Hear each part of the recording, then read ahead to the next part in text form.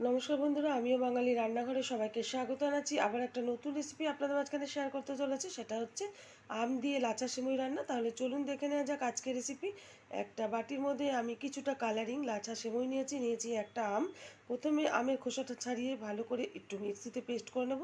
তারপরে কিভাবে এই লাচা সেমুইটা আম দিয়ে রান্না করব সেটা আপনাদের মাঝখানে শেয়ার করব। ওভেনে কড়াইটা বসিয়ে তাতে দিয়ে দিয়েছি কিছুটা বাটাটা কিন্তু গলেও গেছে। এখন এর মধ্যে ভেজে নেব কিছুটা কাজু কিশমিশ। কাজুটা একটু ভেঙে ব্যবহার করেছি আমি। ভাজা হয়ে গেলে তুলে নেব একটা পাত্রে, আর হালকা করেই ভাজবো। ভাজা হয়ে গেছে, তুলে নিচ্ছি একটা পাত্রে।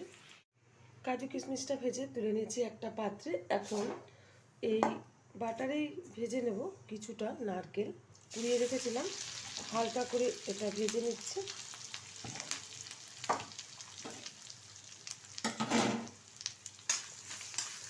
বেশি ভাজবো না, হালকা করে ভেজে তুলে নিচ্ছি একটা পাত্রে। নারকেলটা ভেজে তুলে নিয়েছি একটা পাত্রে। এখন এই বাটারেই আমি ভেজে নেব লাচা সেমাই।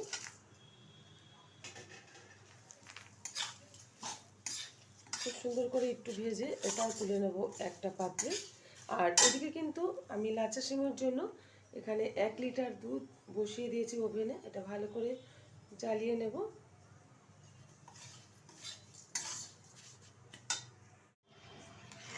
এখন এই দুধের মধ্যে দিয়ে দেবো পরিমাণ মতো চিনি। যে যেরকম লাচা সেমাইতে মিষ্টি খাবেন সেই পরিমাণে কিন্তু চিনিটা ব্যবহার করবেন। এবার অনবরত একটু জ্বালাতে থাকবো। আর দুধটা কিন্তু একটু ঘন করে নেব, তাতে স্বাদ বেশি ভালো আসবে। দুধটা কিন্তু অনেকক্ষণ ধরেই আমি ফুটিয়ে নিয়েছি আর অনেকটাই গাঢ় হয়ে গেছে। এখন এর মধ্যে দিয়ে দেবো ভেজে রাখা নারকেল, কাজু, কিশমিশ।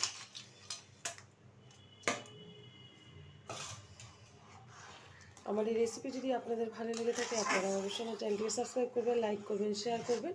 আর ঠিক আজকে যেরকমভাবে লাচা সেমাইটা আমি রান্না করে দেখাচ্ছি, এরকমভাবে আপনারা করে খেয়ে দেবেন। আশা করি ছোটো ছোটো বড় প্রত্যেকের ভীষণ ভালো লাগবে।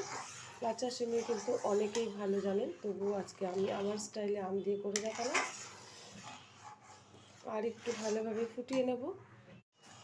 ভালোভাবে কিন্তু দুধটা আমি গাঢ় করে ফুটিয়ে নিয়েছি। এখন ওভেনটা বন্ধ করে এর মধ্যে দিয়ে দেবো ভেজে রাখা এই যে লাচা সেমাই।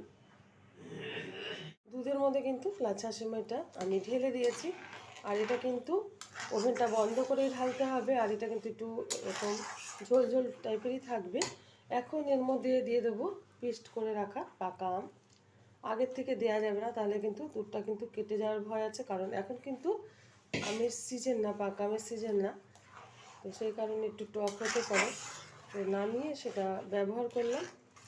এখন ঢেলে দেবো একটা পাত্রে। দেখা হবে পরের ভিডিওতে নতুন কোনো রেসিপি নিয়ে। ধন্যবাদ।